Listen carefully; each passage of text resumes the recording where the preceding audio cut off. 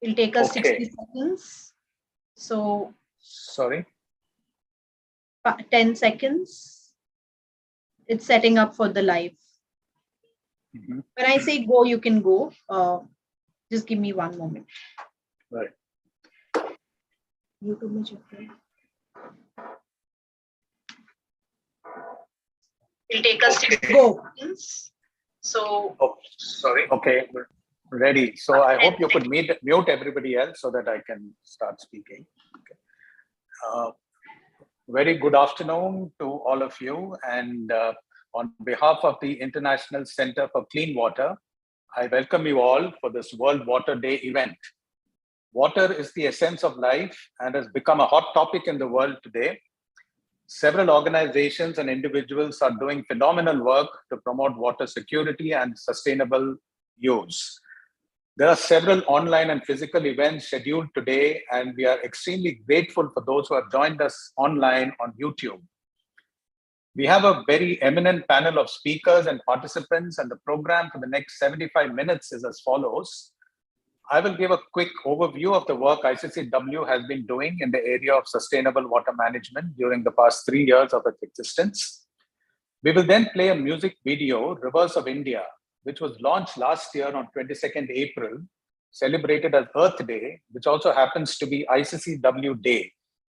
The video is a tribute to the rivers of India, and its lyrics are the names of the rivers, composed by Dr. Kanikeshwaran, distinguished alumnus of IIT Madras, 1984 batch. Post the video, we would have Professor Pradeep, who is Institute Professor, Chemistry Department, IIT Madras, and the professor in charge of the International Center for Clean Water, whose brainchild is the ICCW. Padma Shri Professor Pradeep will then give his address on the occasion of World Water Day. Following which, we have an address by Professor Liji Philip, Dean Planning, IIT Madras, and board member of ICCW. Unfortunately, she had to attend a last-minute meeting of the Secretary of Education, and she has shared her message on a video, which we will play. After that, I would request Professor Pradeep to introduce the chief guest of the day, Padma Shri Dr. Swaminathan Sriram, Honorary Professor Emeritus and INSA Emeritus Scientist, Indian Institute of Science, Education and Research, Dr. Home, and Honorary Professor, Indian Institute of Science, Education and Research, Kolkata. We will then shift gears after hearing our chief guest for the day, back to music. A second video on monsoons is getting ready.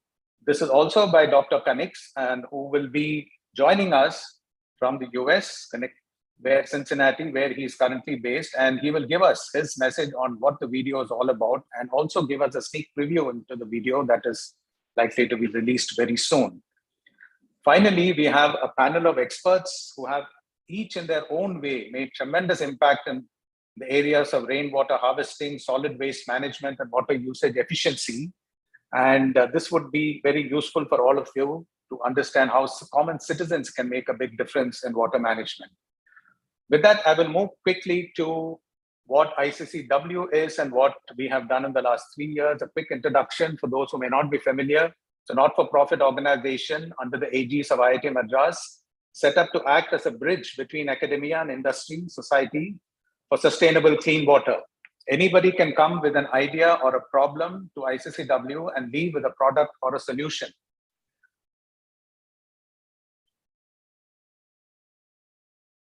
ICCW has been focusing on sustainable water management in different areas. To make it easier to remember, I have highlighted certain keywords in blue.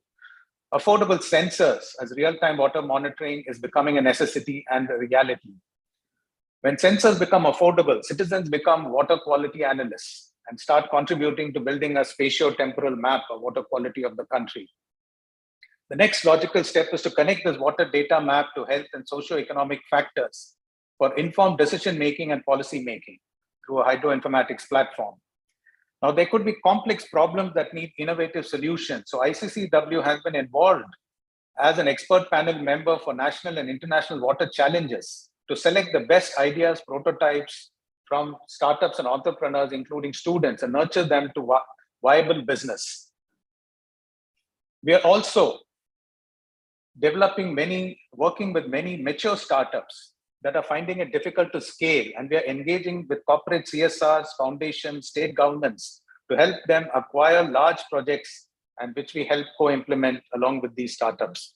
These new and emerging technologies need engagement with local communities and for their adoption, which we execute in partnership with the local NGOs. Thus, you can see that ICCW is trying to join all the dots responsible for sustainable water management.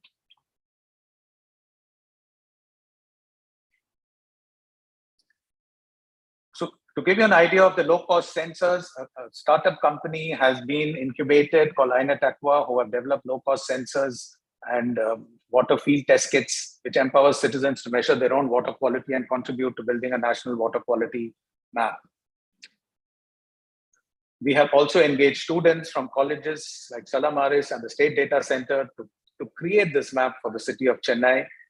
And we look forward to corporates and philanthropic foundations to come forward and help us take this to scale all across the country. With IoT connectivity, these sensors are able to send real-time quality information to government dashboards for monitoring water supply to individual households as part of Jal Jeevan Mission's Nal Pe Jal. This has been implemented in 13 villages by INET Aqua again in Haryana, and the information is available real-time on the eJal Shakti server. A project has been taken up with the support of Aqua Map, an IITM alumni initiative to build a hydroinformatics platform in Nalampatti village. In this village, the rising incidence of diabetes and cancer have been found in the farmers, which is traced to presence of arsenic in the rice grown there. Further studies needed to understand how the arsenic got into the rice. The hydroinformatics platform will throw light on the problem, help build consensus, and simulate possible solutions for piloting. Going forward, the outcomes of the pilots could inform policy making. ICCW has seen several brilliant startups who have strong social impact. They need nurturing at the right time with technical and business mentoring. We have developed a unique accelerator program whereby these startups go through an intensive boot camp and dedicated mentoring every fortnight for a year. At the end of the year, they would have developed a repeatable and scalable business model with social impact metrics that would make startups very attractive for investors. Most startups come from academic research, which are government funded. They reach a certain level in the laboratories, and the fund is not available to continue thereafter. On the other hand, investors are not ready to invest in a product that has not been proven outside the laboratories. They will need proof that it will succeed in the market. In between lies the valley of death for most startups, and 90% of the startups fall in this valley of death. This is ICCW's mission to prevent them from doing so. We follow what is called an investor readiness level, or IRL. After the boot camp, the startups are at level 3, which is they have a problem solution validation. During the next 12 months, they develop their low fidelity MVP and move through product market fit to a validated revenue model. They have provided funds from corporate CSRs who are focused on making a larger impact through startups than any localized effort. Some of the startups that we have engaged with through funding from Akamai Technologies in 3 cohorts, they are looking at low-cost testing, application for lake restoration, algorithm-based non-revenue water reduction, and AI ML-based fish farming to double farmers' income while saving water for irrigation. The current cohort has solenoids using robotics to monitor the condition of underground pipes and giving early warning signals of potential leakages. To agromorph, it uses algae and CO2 sequestration to treat sewage to drinking water levels with the circular economy concept. And Digital Pani employs sensors and AI and ML to remotely operate ETPs and STPs, ensuring near design standards of operation, paving the way for a reliable wastewater or used water marketplace. We see several exciting synergies emerging from these group of startups.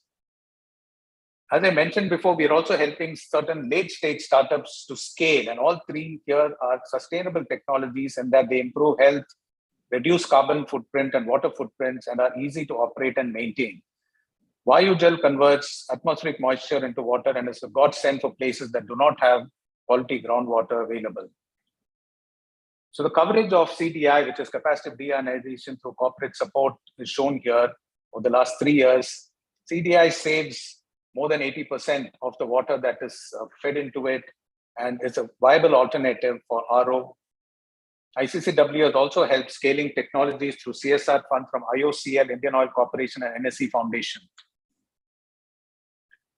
Amrit, this is technology for removing arsenic and iron from drinking water, and this has been implemented through the startup Hydro Materials with support from the Punjab government, right from household units to large 1 million liters per day community units. We've also done some work on water security study, which is a part of our efforts to see that water security of villages and communities is protected. And having done a study, we are now in a position to build capacity with local communities through training so that they become self-reliant on water security. Finally, we would like to thank all our partners for their support. We have consortia members, Marman, Buckman, Xylem, CSR contribution from Indian Oil, Akamai, NSE Foundation. We have research funding from IITM, alumnus Nalini and Ramakrishnan, Department of Science and Technology, and Brunfos for different research projects. Our NGO partners, Nandi, Hand in Hand, and NRDA, and several direct customers who have opted for sustainable technologies like LIC, Mahindra World City, Kriya, Telangana Schools, the Government of Andhra Pradesh, and the Government of Punjab.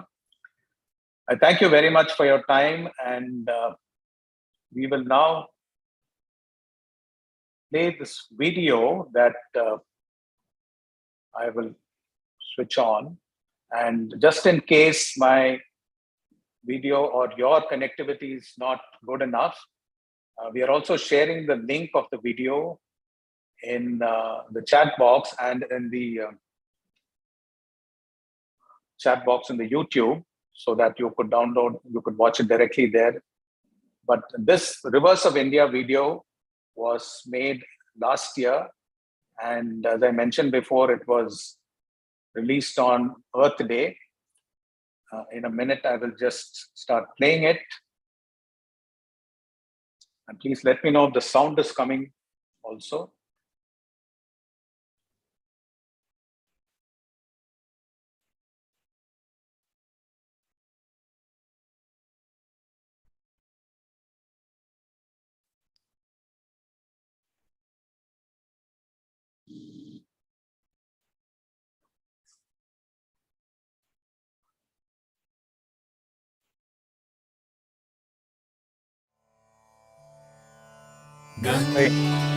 I'm just stopping to check if the sound is coming and the video is playing.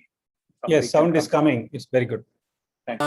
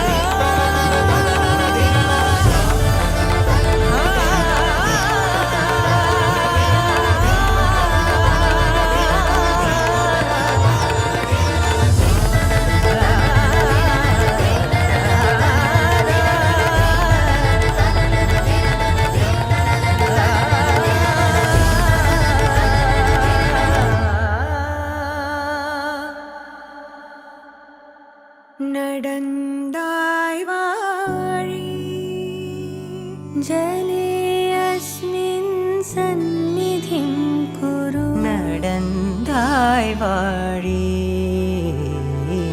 നടന്തായ് വാഴി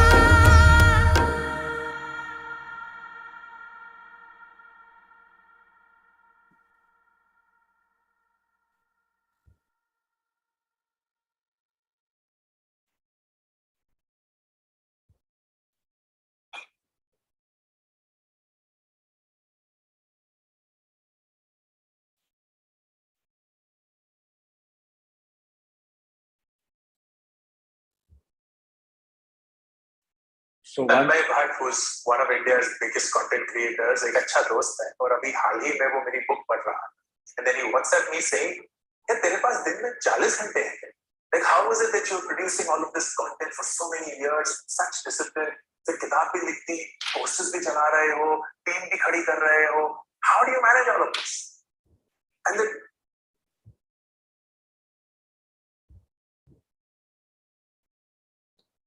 Nandakumar. yes, it took me by surprise. I realized after playing that video, the next video was playing. I'm sorry about it. So it took me some time to figure out what was going on. I just shut that video. That was some kind of a performance. I thank Kanix. I think he's still... Kanix, would you like to say something about the video? It's gone nearly to 300,000 views. Or would you like to save it? I know you're busy right now. Yeah, I'm this video. I mean, it's close to a year since we released it, and I'm delighted. I still get feedback from people regarding how they get to know about the rivers, and they didn't know that this I mean, just relating to rivers by names make such a big difference when you hear it through music like this. And I continue to get feedback even after a year. So I should thank ICCW for enabling this. I'm really happy we put in the work to get it out last year. So, thanks, Nanda. Thank you, Kanik. Now I would request Professor Pradeep to give his World Water Day address. Thank you. Well, we heard just now the magic of rivers. We heard the magic of water. Kanik, just this morning, I got a request from someone, Asim Premji University, for a live performance of Rivers of India.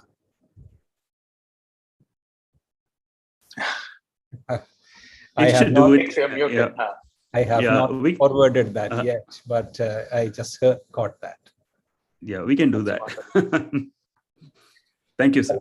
That's wonderful. My happy greetings to you on the World Water Day. World Water Day, we have been celebrating. The world has been celebrating since 1993. But World Water Day this year is on a very important theme. That is on groundwater, making the invisible visible. As you all know, water makes the invisible always visible. For that, you have to just look outside your window. And the photosynthesis is making invisible visible.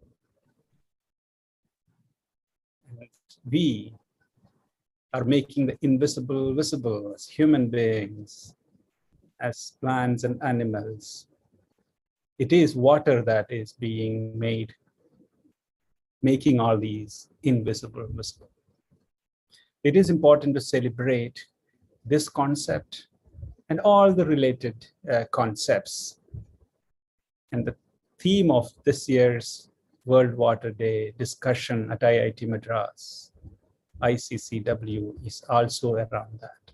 And you will hear more about that theme from experts.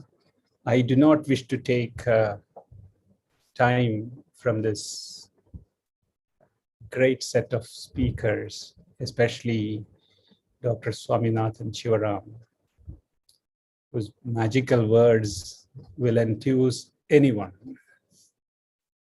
And therefore I will not speak much about water today.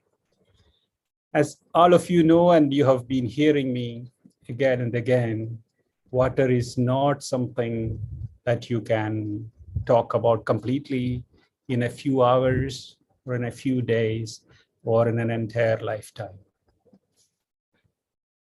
But I wish to speak about one or two points. On February 14th, 1990, when Voyager looked at the solar system, as Voyager that was sent to see the solar system, study the solar system, went past Uranus and took a last look at the solar system, took a picture 30 years ago, 32 years ago. And what it saw was a dot, a pale blue dot. And that picture has inspired many people to write things, including Carl Sagan writing the famous book, The Pale Blue Dot. The pale blue is because of water. From space, when you look at the solar system, especially that part of the solar system seeing Earth, you will see only a blue dot. Water, therefore, is the essence of this planet. And to see water is the essence of this planet, you don't have to go too far. You simply have to take a globe, a physical model of the globe, and spin it. And imagine you spin it at a speed as that of Mother Earth, and you will see nothing but a pale blue dot. Voyager took that picture 255 million kilometers away from Earth and saw that dot. And naturally, everything that we talk about should have some content of water in it. Sustainable Development Goals, the 17 of them, 16 of them contain water in one way or the other. And therefore, we celebrate World Water Day. For a chemist, it is a triatomic molecule. But every day, I think about the miracles of water, how water is hiding all those great secrets in it. Therefore, there is much to study. But there is this large gap of water, the expectations, the aspirations of people, and the reality, as we saw in the rivers video.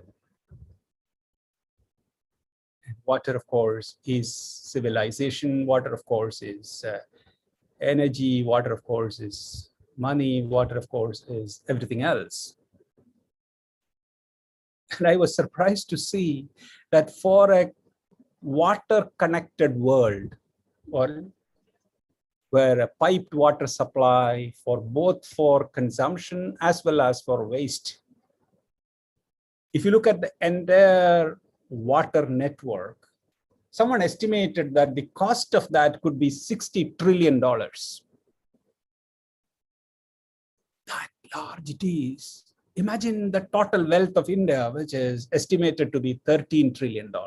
America's total wealth is $130 trillion. Imagine this $60 trillion.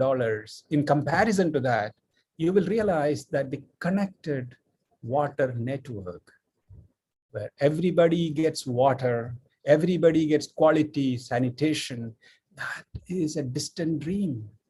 So there is so much to do in that space. And therefore, we celebrate, while we celebrate World Water Day, we also think about the enormity of the work that is yet to be done. For me, I do many things other than water, but this gives me greatest satisfaction.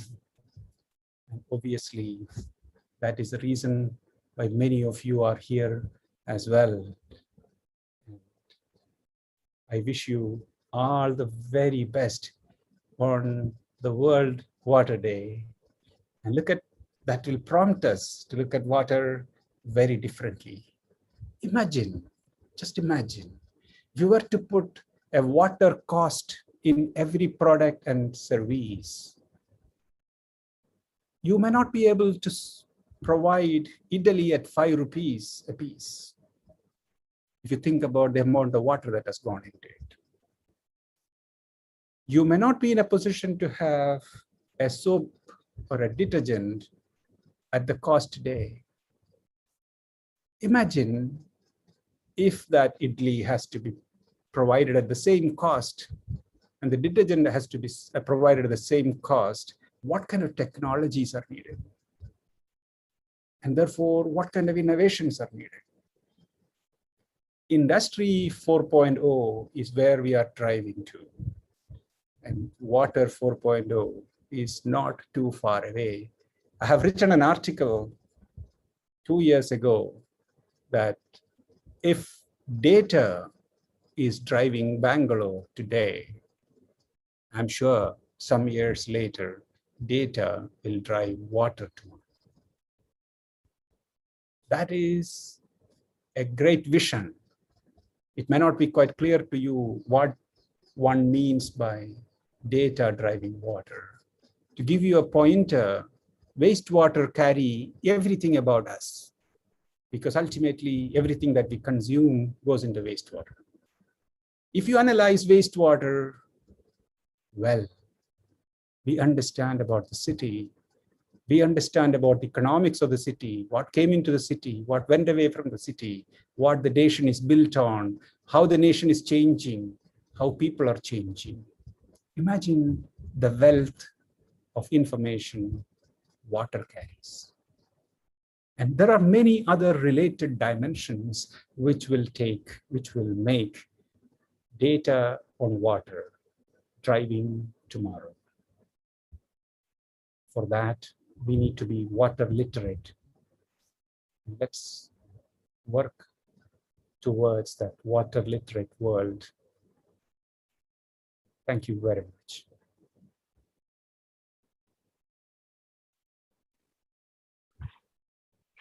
Thank you very much, Professor Pradeep, for those very, very insightful piece of information, that there's enormity of work to be done, and water is so vital. It is free, but we are taking it for granted. So that puts us all on a very high level of responsibility to see that we help towards its conservation and its sustainable use. And now Professor Liji Philip, as I mentioned before, she has to be away at a different engagement, but she has sent her wishes and her message on a video clipping, which I will start playing now. Just give me a minute.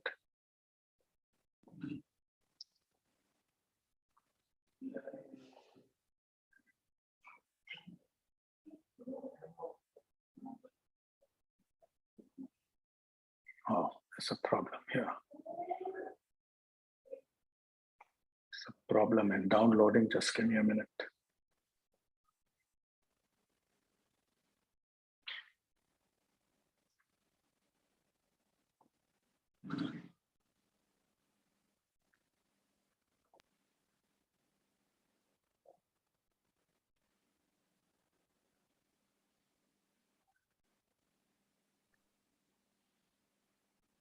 Padmasree, Deep Pradeep, Padmasree. Is the audio coming? Just checking again.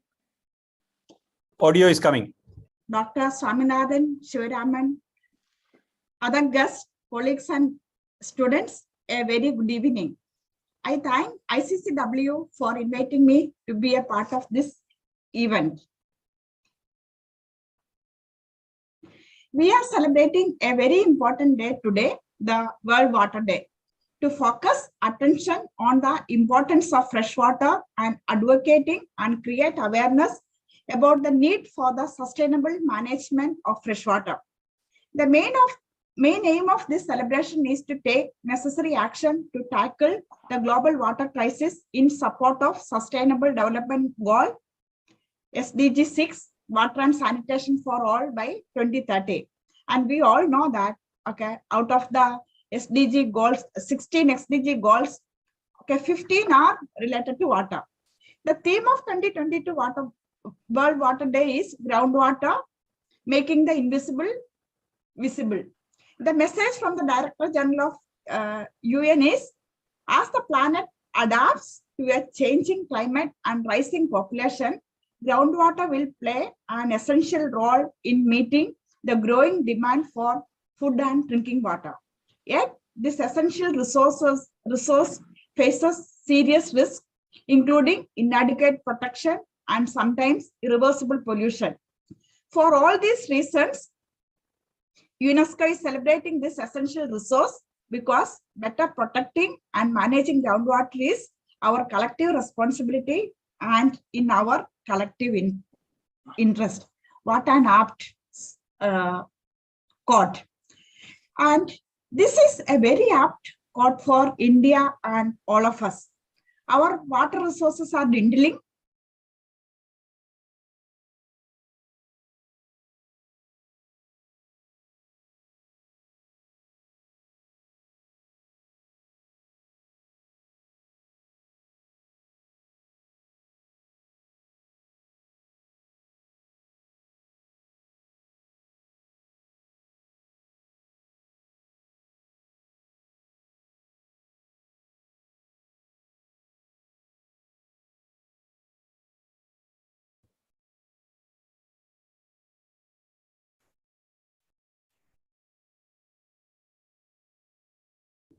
Something wrong?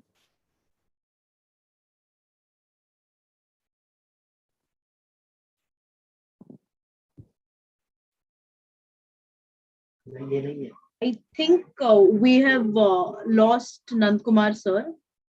Pradeep sir, would you like to take over? Yeah, some connection issue. Yes, I think some connection issue. It's an internet issue. If you would like to just Okay. take over by the time he joins. Yes, I will do that. Sorry? No.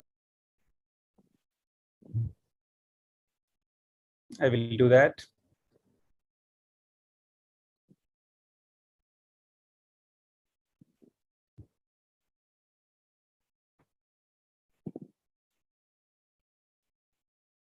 Nandakumar, you have come, and can you play again, or you are muted?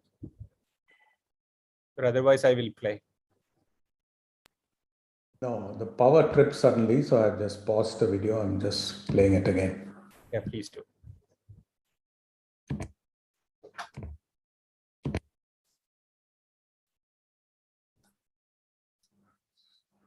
This.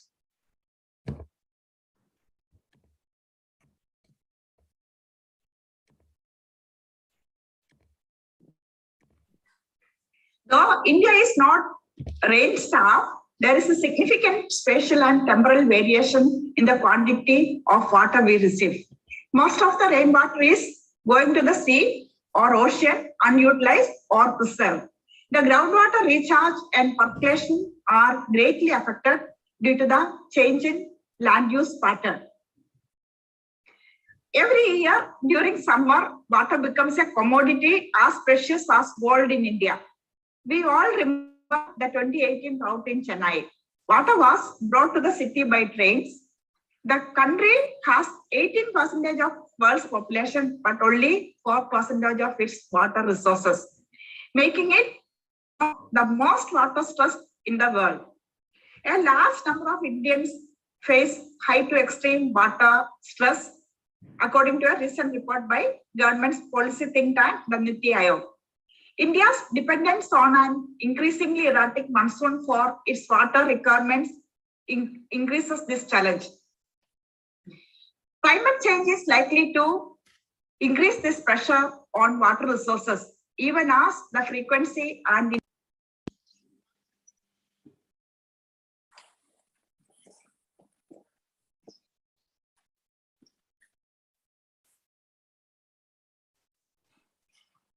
And we lost her voice.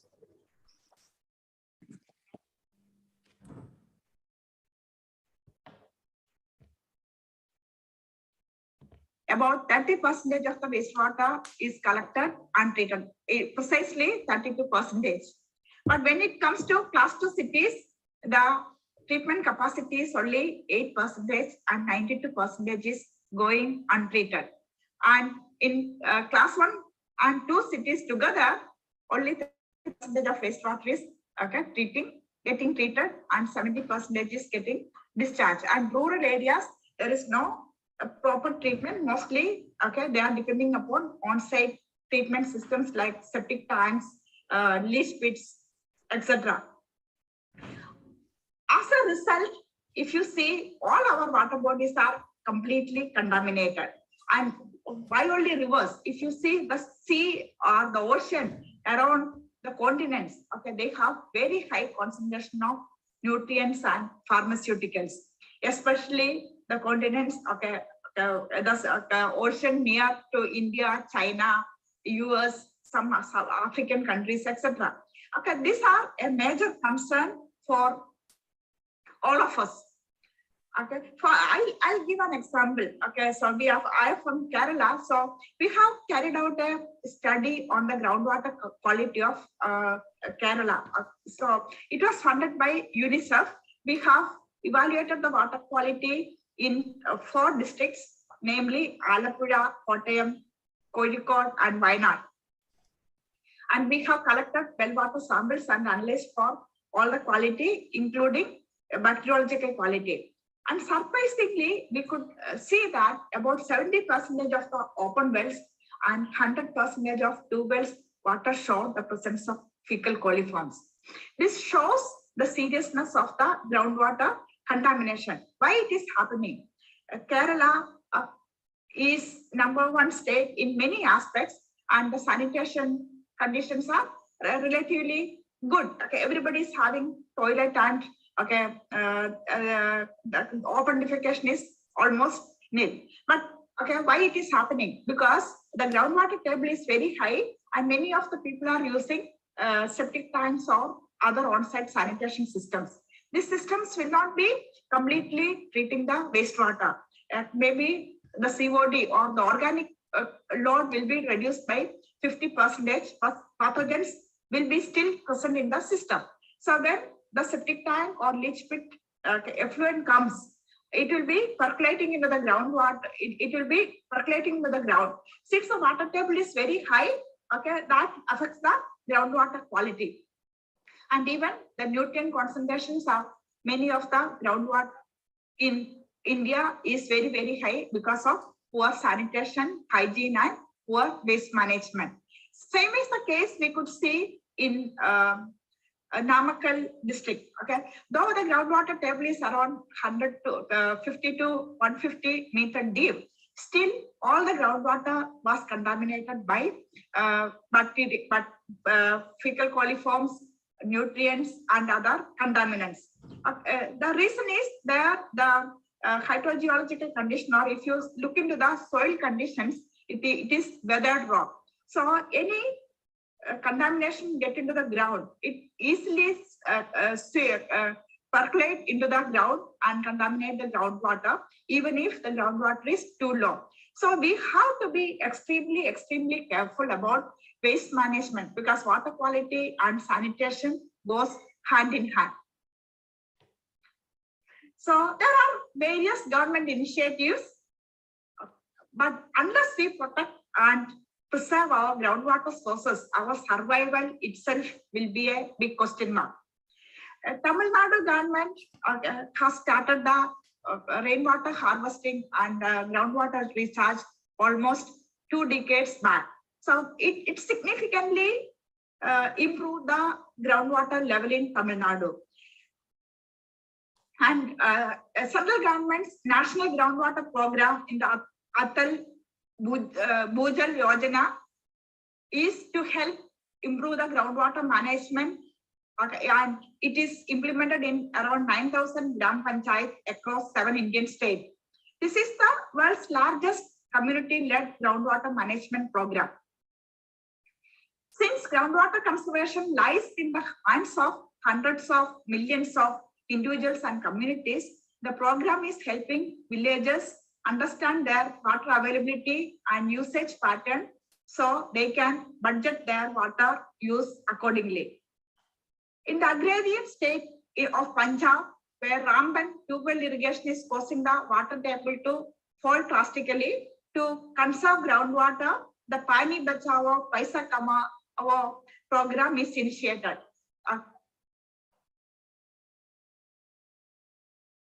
Around 300 enrolled farmers were given cash incentives to save electricity used for irrigation, resulting in water savings of between 6 and 25% without affecting the agricultural efficiency. So, okay, so these are some of the very good initiatives by the government, and this type of initiatives we have to spread across the country.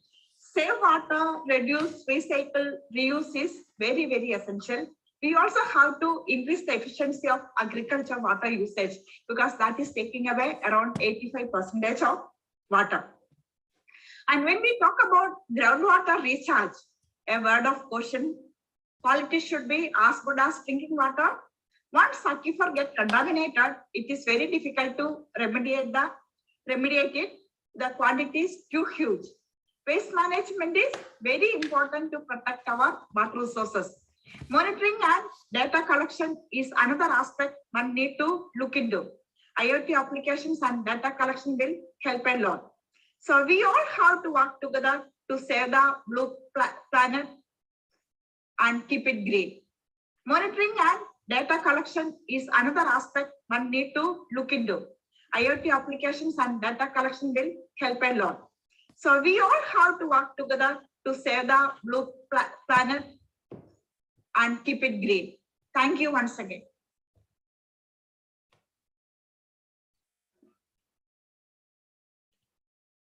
Yeah, that was Professor Liji. I think one point I picked up there is so many factors influence our water quality.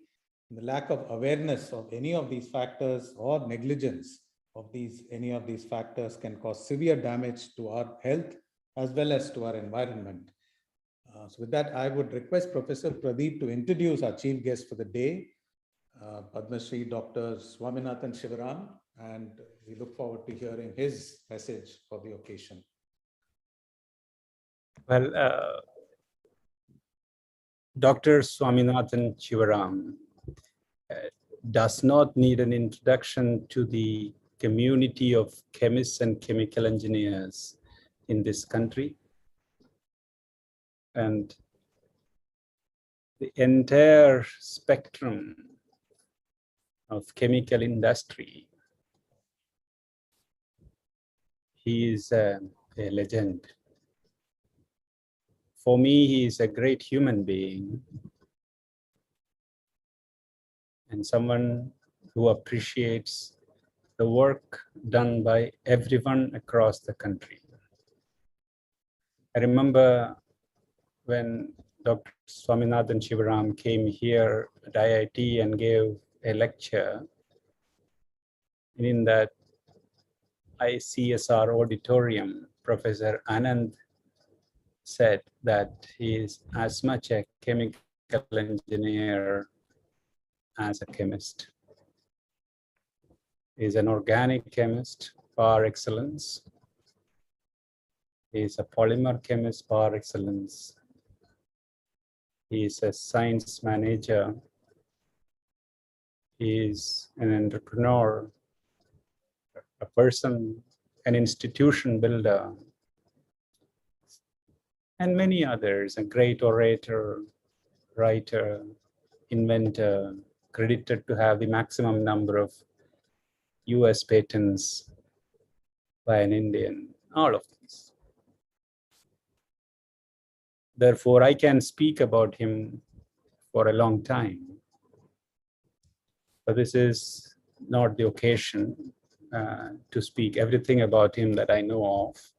I would like you to read a short Wikipedia page about him.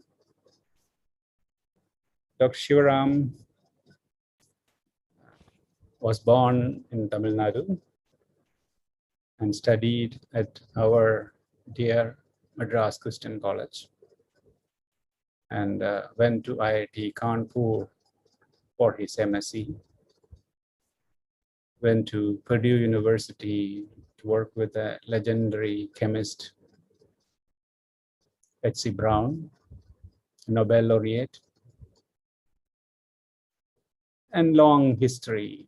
And then finally, he became the director of NCL Pune, contributed to building ICERs.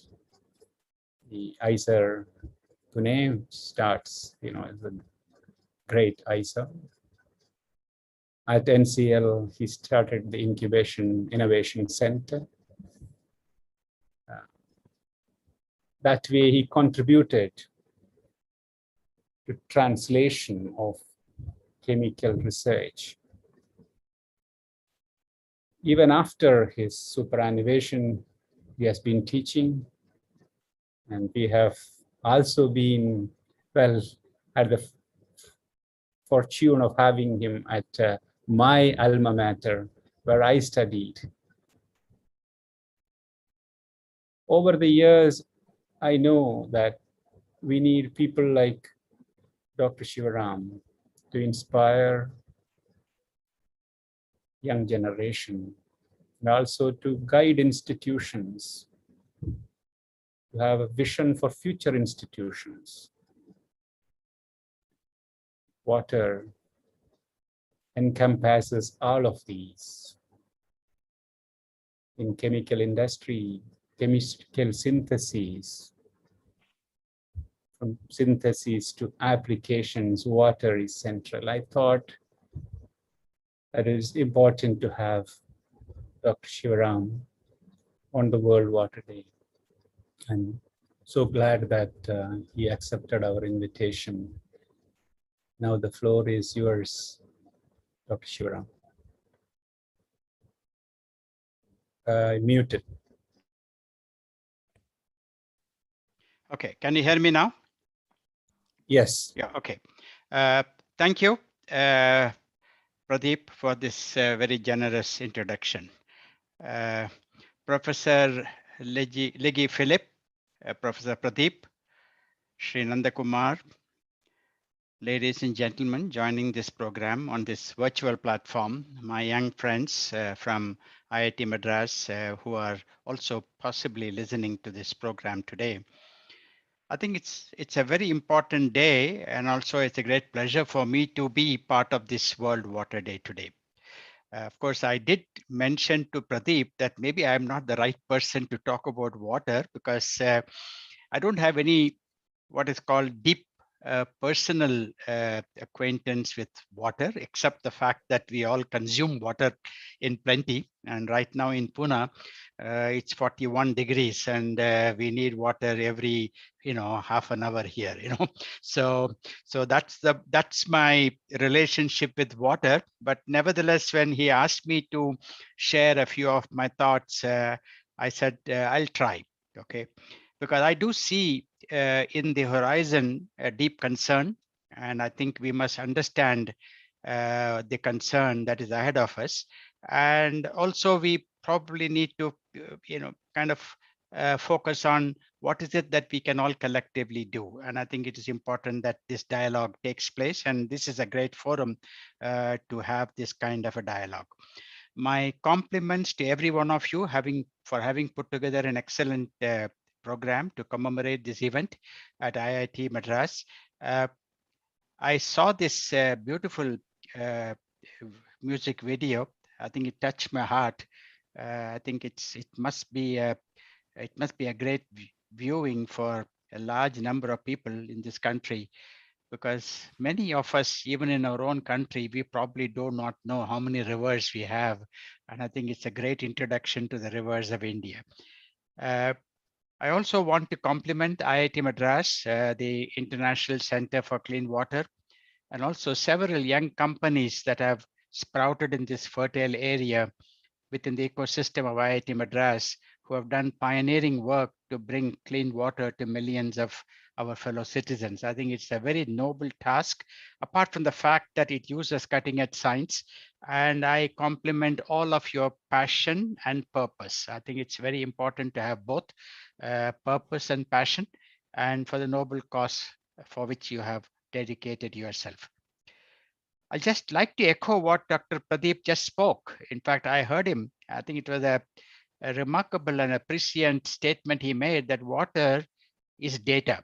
And in fact, I was thinking about it actually this morning when I was trying to share some thoughts with you. And the same thought occurred to my mind, that water is indeed data.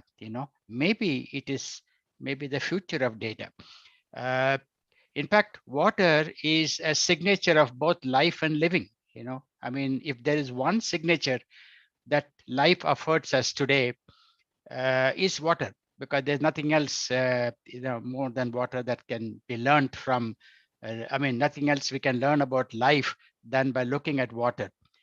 You can judge the state of public health, industrial activity, agricultural practices, the nature of food we eat, everything by using data analytics on water. And I think what Professor Pradeep said is absolutely correct. I think we need to unearth this data from water, because this is the most prolific information that we have, which is readily available.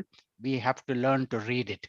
And water has immense information embedded in it. And I think, therefore, water data analytics must become, in my opinion, a very significant part of our understanding the water ecosystem and its impact, and the impact of water by humans. I think that's the most important thing that we need to understand. Well, water is the true lifeblood of humanity.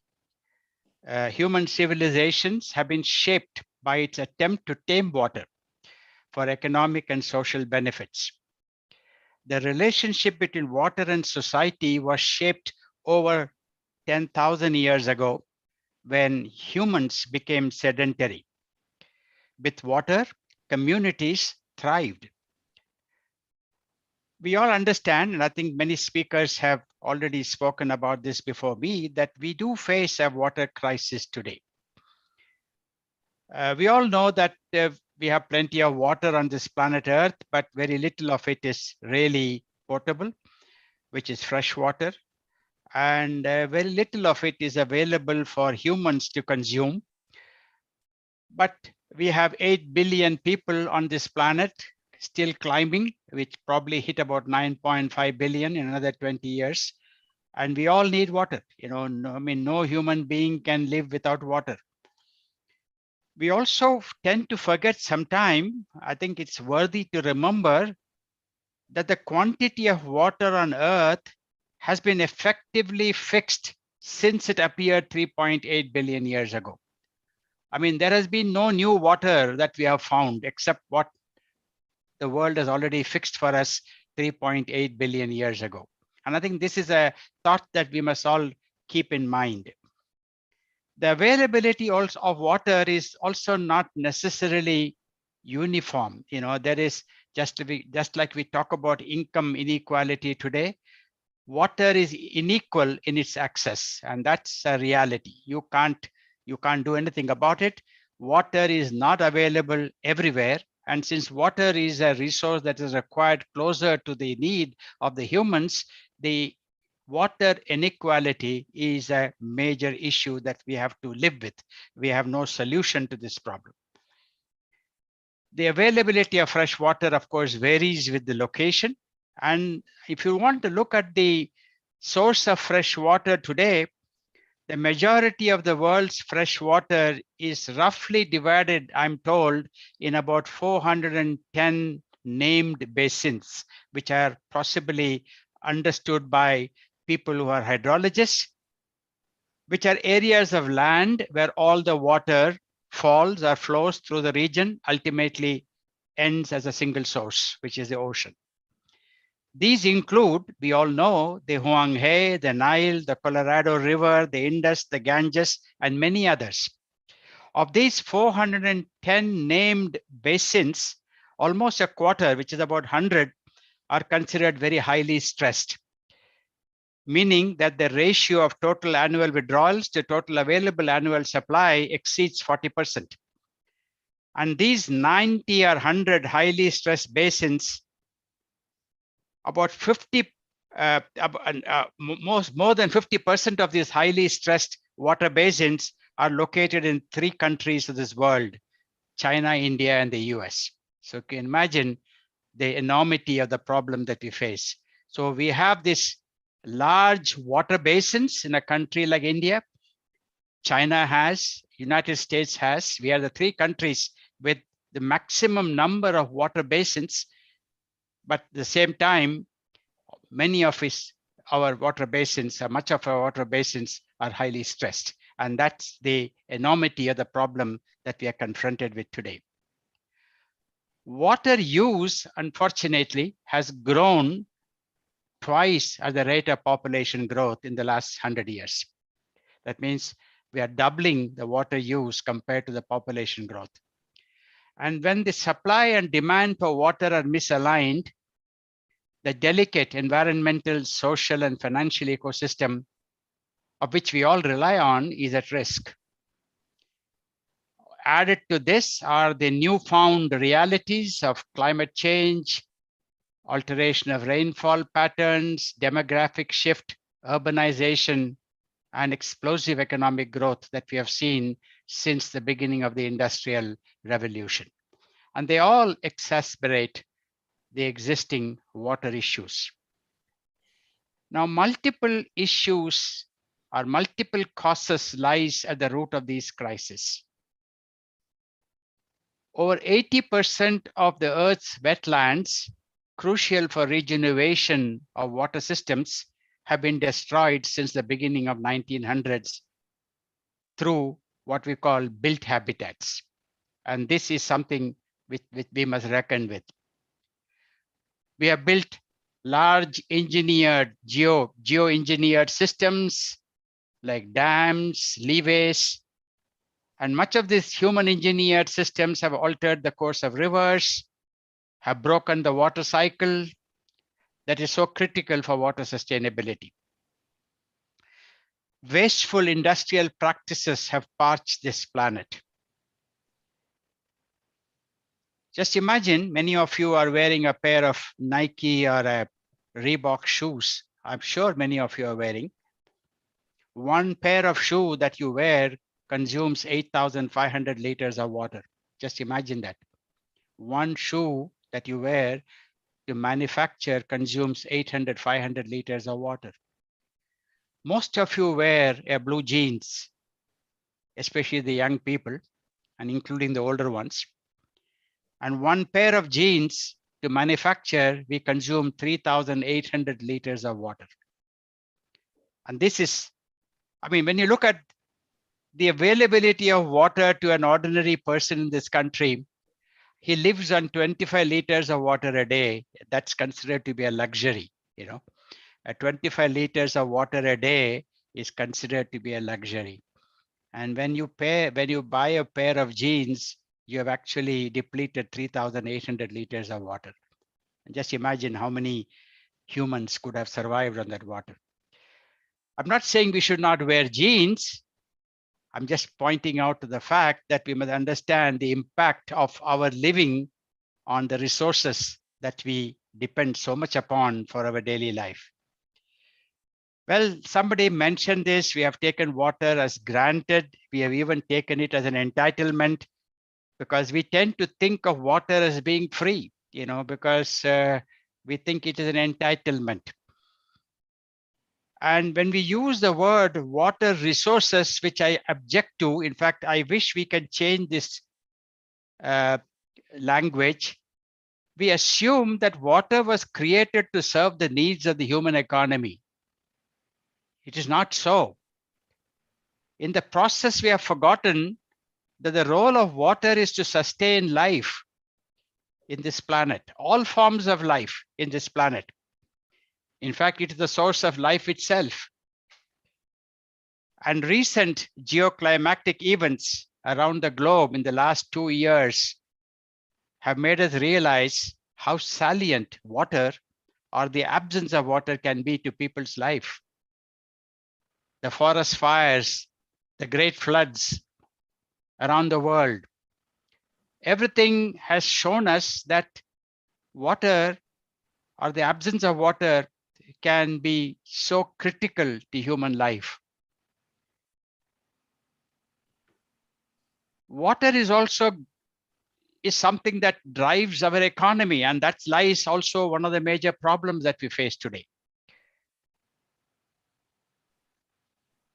In fact, every year, from all the so-called basins, 410 basins which I talked about, we're extracting something like 4.3 trillion cubic meters of fresh water every year.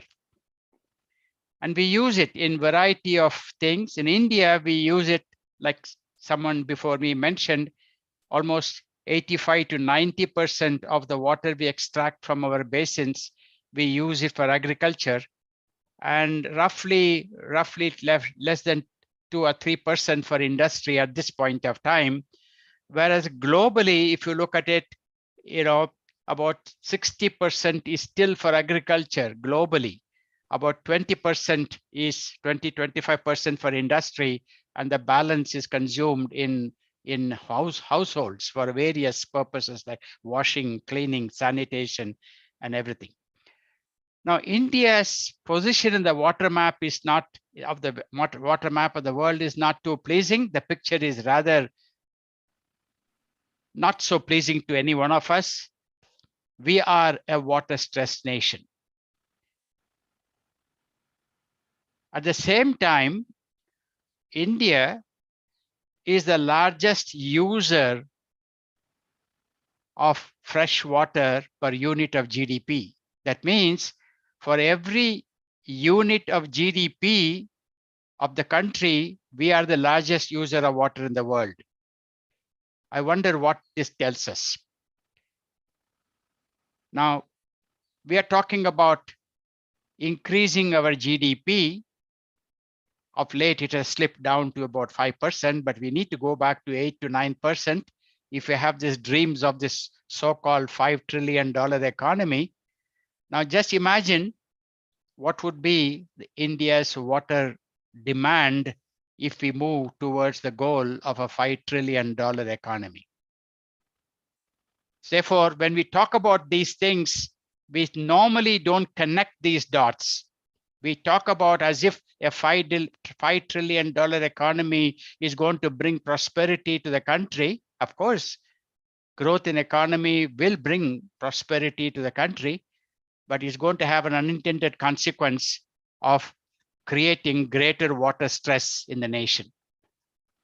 And that is something that we need to factor in every time we look at these competing needs of this of a country like India.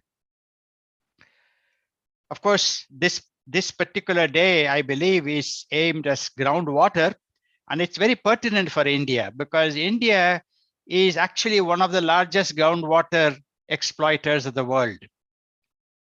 85% of rural India and 50% of urban India today depends on groundwater for fresh water. And in fact, India is in a way, we are one of the largest groundwater extractors of the world as of today. In spite of all this, our per capita consumption is very low. I mean, that's another thing that we should understand. In fact, we are almost at what is called the water scarcity minimum level of water consumption today on a per capita basis. But even at this level of consumption that we have today, our water needs by 2050 is likely to be double as compared to what it is today. That's the projection. Our water requirement will be double of what we are consuming today by 2050. And mind you, 2050 is not so far off. It's just 25 years from today. So that's the kind of window that we have to look at some of these problems in our hand. Now, there is another conundrum that we are facing today. And I thought it'd be worthy for all of us to remember this. We are in a world which is constrained by carbon. And therefore, there is this huge movement across the world to reduce our carbon intensity of our economic development.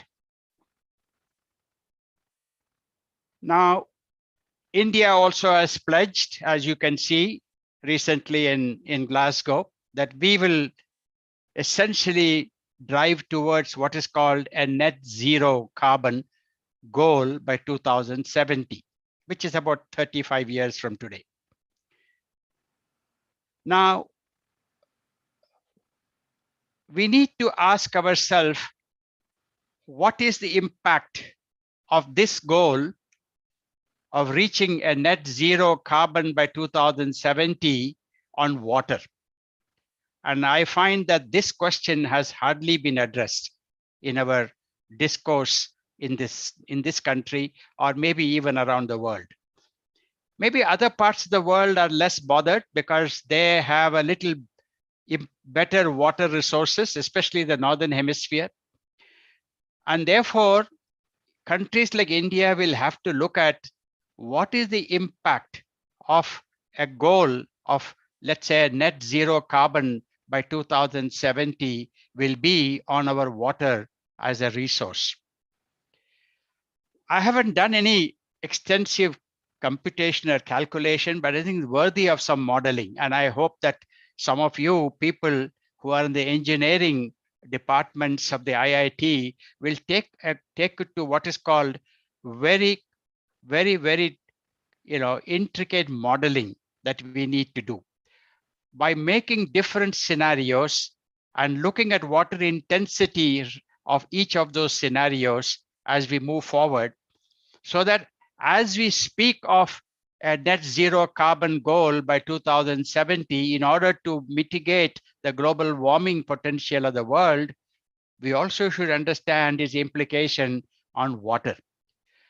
The reason I am telling is that although renewable energy by itself consumes less water than, let's say, a fossil fuel energy generation, but the total water requirement for building the infrastructure and sustaining the journey to net zero is not trivial.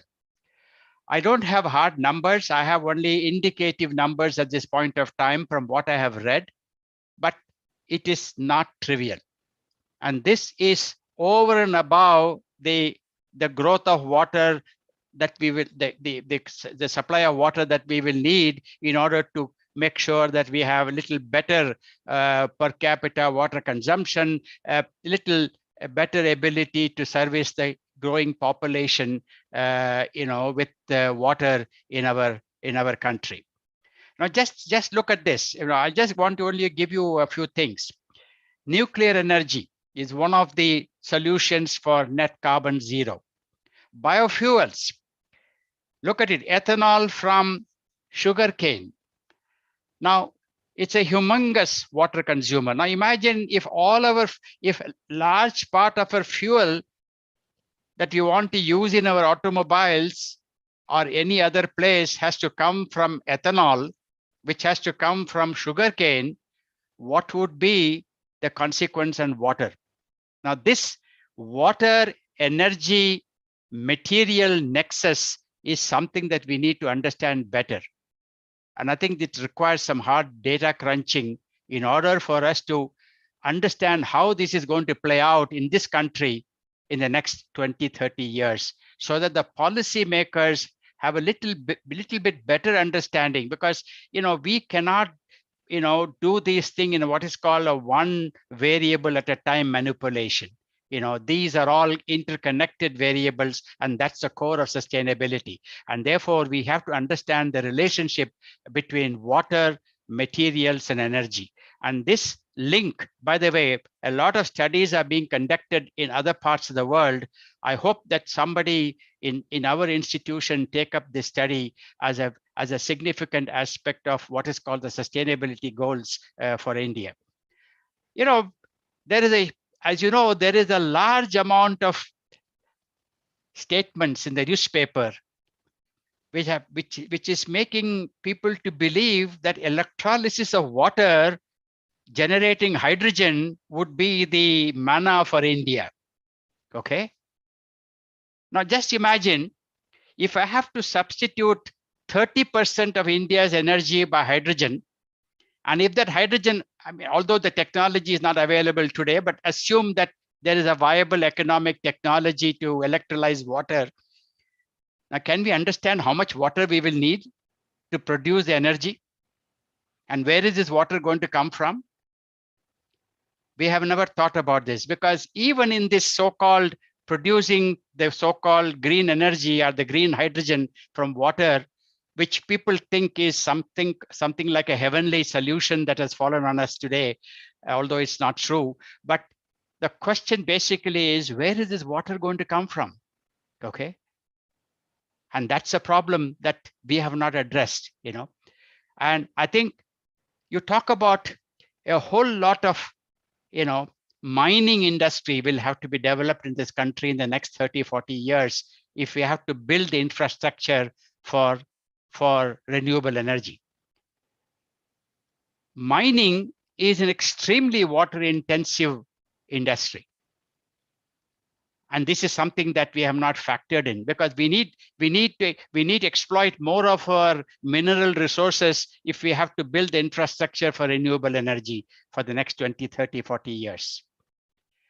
We talk about carbon capture technology, and we talk about it as something that we can mitigate carbon dioxide by capturing carbon. I have data on this. I cannot share today because I don't have time. But carbon capture technology is going to be exceedingly water intensive. And I can tell you for every ton of carbon dioxide that you will capture, you will need 5 tons of water. Okay. Now, where is this water going to come from? Okay. We may want to reduce our carbon budget, but where is the water budget for this? And that's a question I think we need to ask. The same thing is true with things like all the materials that we need for semiconductor technology, information technology. Look at semiconductors. Semiconductor manufacturing is extremely water intensive. In fact, India wants to produce semiconductors. And one of the reasons no big semiconductor manufacturing is planning to come to India is because they feel that we don't have enough water, to service the semiconductor industry. Okay. And so these are the challenges that we face in this kind of an environment that we are all living in today. However, hope is not lost. I think I'm not saying that there is the situation is hopeless. I think we will find a solution. But all I am trying to expound here today is we need to look at it more granularly. We need to look at it with more data-driven information and be able to understand the implications of every decision we take in terms of our sustainability goals as an interconnected problem. And it's not going to, one solution to a problem is going to create another problem for us, and we need to understand the dimensions of the problem. Well, there are many solutions that we can talk about, and I think your own institutions have been focusing on many solutions. But I think all I want to say is, just like the carbon budgets that we are all now agreeing to abide by, we are all agreeing to live by or live within a carbon budget. I think we need to also define a water budget. And I think it's important that along with carbon, we also need to define a water budget, because just defining a carbon budget alone is not enough. We have to develop water efficient agriculture.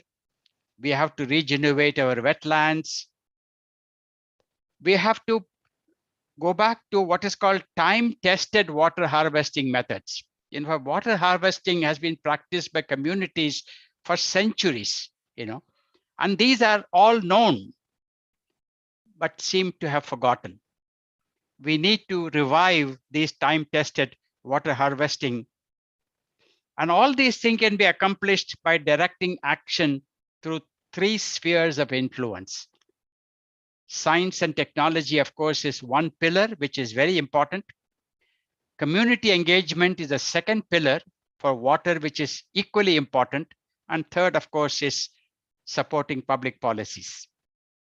And I think each one of these spheres is vital, important, and critical. And we need to strengthen each one of them, because if you drop one of these pillars, the structure will collapse. We also must think, at least, as I said, since water is a very localized resource, we must think from large centralized systems that we created over 50 years, 100 years, 150 years, to what we call small distributed water solutions that are designed to meet the needs of a particular region or a community. I don't think there is any merit today in thinking about large geoengineered structures as solutions to water problems. I think that part of that opportunity, in my opinion, is obsolete. We need to look for small community-owned, community-managed resources for water. And I think that is what we should do. And in fact, increasingly, communities must be empowered by both technology and public policies to effectively control and manage their own water needs. And I'm very happy to see that the kind of work that Professor Pradeep and his group are doing is essentially trying to deliver this kind of a solution. And I think that's the right way to do. And I think we don't need what is called centralized mechanisms for tampering with our ecosystem in order to create access to water. What we need is essentially distributed solutions, which is designed for a given geography, for a given community, for a given end use pattern. We humans have left, and I think there's no doubt about it, we have left an indelible imprint on this earth. At the same time, human ingenuity and innovation capacity, I believe, is also limitless and is at an all-time high today. So I'm very optimistic that given the resources of human mind that we have today, we will find sustainable solutions to the problems that are confronting us. In the end, I think we must all realize, and just like what Professor Pradeep mentioned, that we have just one blue planet. And water is just one resource for which there is no substitute. And that's the end of the message, because we have nothing to substitute water with. Either we have it or the life as we know will not exist. Thank you very much for your very kind attention. Thank you very much, Dr. Sivaram.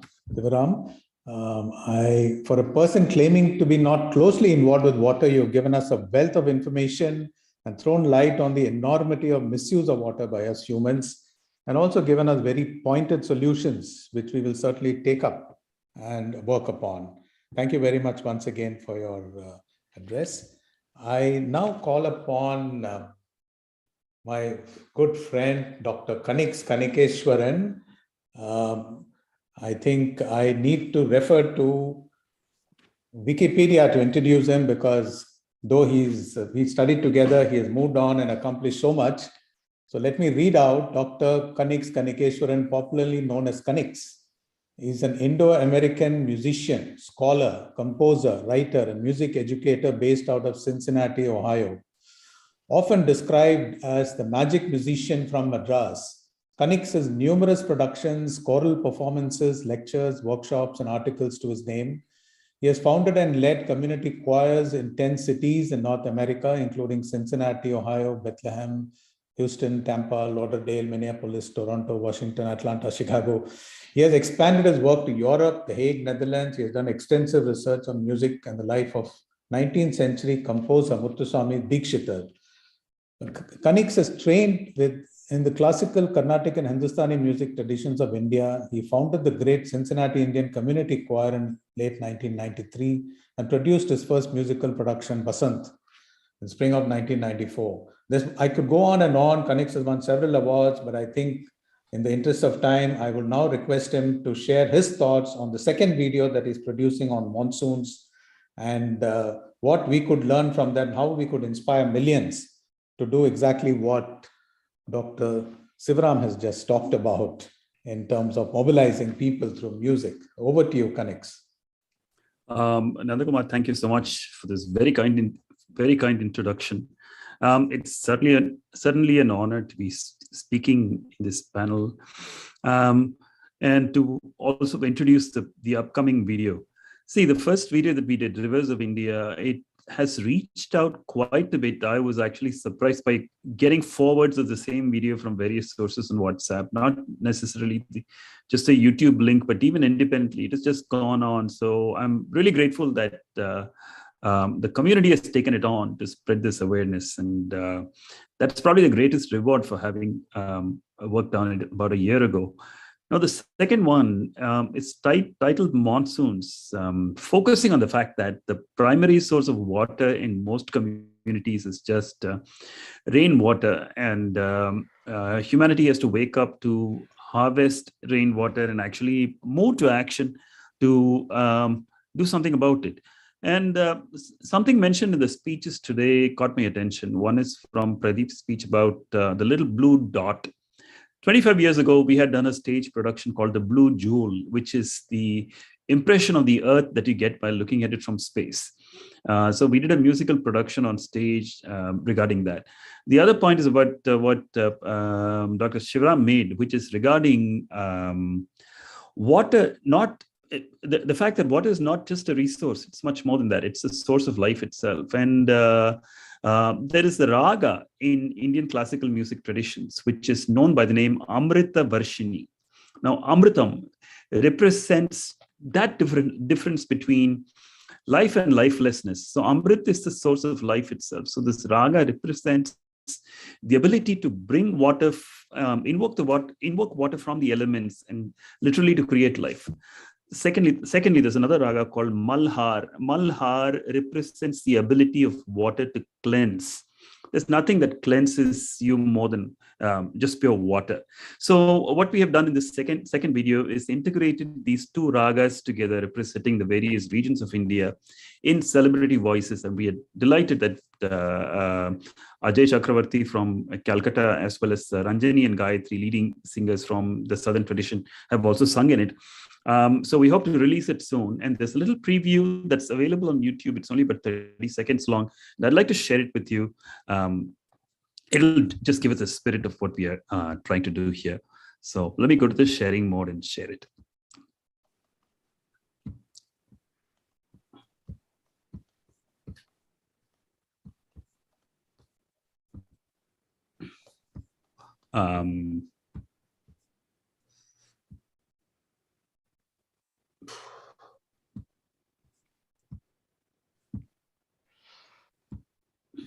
Can you see the screen?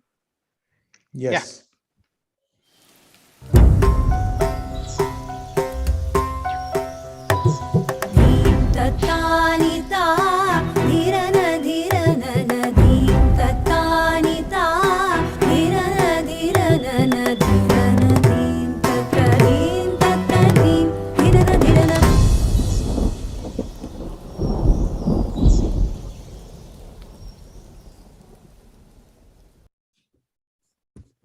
It was a very short preview, but hopefully it conveys the message of what we are trying to do. Yeah, that's all I had, Nandakumar. Any questions? Do you have any thoughts on it? Yeah, I think the video we've been working with for over nearly now, what, a year or 2 years now, completing. It's taken its time, but I think there's a lot of work that has gone behind it. We are really looking forward to its release in the next few weeks. To your satisfaction, Kanix, that's the reason we are working on it, to get the best of effects of all the participants in the video. And it's great because the first video talked about protecting our rivers and not polluting them. The second one is really saying there is no alternative to rain. So how do we harvest it and reuse it, store it for further reuse. So I think between the two, there's sufficient information of messaging for people, and really look forward to its launch. Yeah. Thank you. Only thing that I want to say here is that this video that Kanix you produced, the earlier one, people have contacted me from all over the world. Wow. and it's sort of every time I hear this, hair stand up, and I can tell you that it feels that way.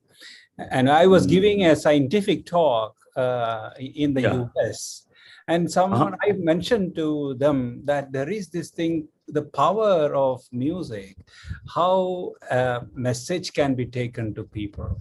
And someone told me that I used this video to convey that.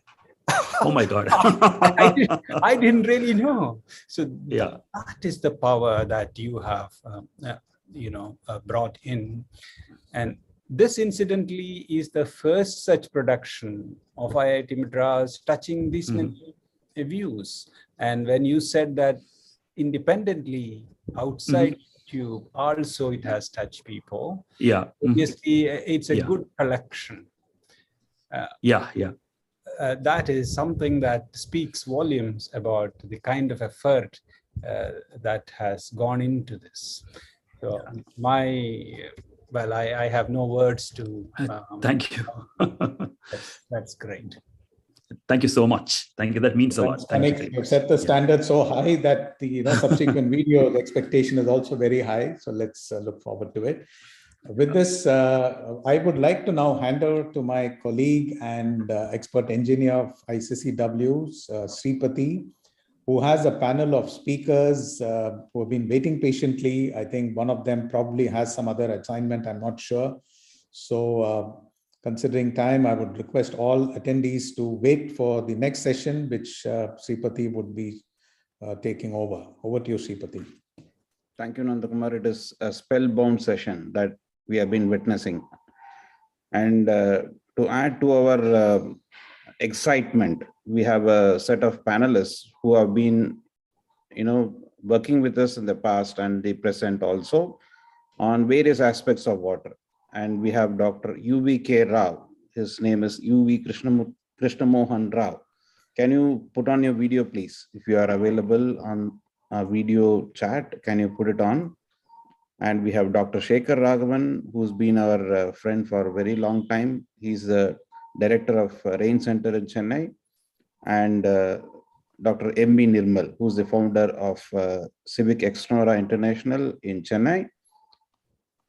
Welcome to you all, gentlemen, for your time. And the shortage of time, calls for a very quick round of, interactions with you to highlight our initiative that we are doing on this World Water Day.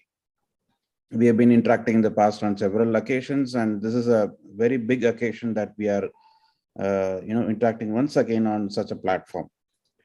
Dr. U.V.K. Rao, he's our friend. He's an expert, international expert, I would say, on energy and water efficiency and green businesses, and is an alumnus of IIM Ahmedabad and College of Engineering, University of Wisconsin, USA. He is the immediate past president of Society of Energy Engineers and Managers. This is a very short intro, Mr. U.V. Krishnamohan Rao, and I don't want to get into more specifics of introduction. Dr. Shekhar Raghavan, for you, he's a person who takes it so simple in his stride. Anything you ask him, sir, we can do it. We can do it. There is no, there is no dearth of information that we see in Dr. Shekhar Raghavan's interventions in whatever we do.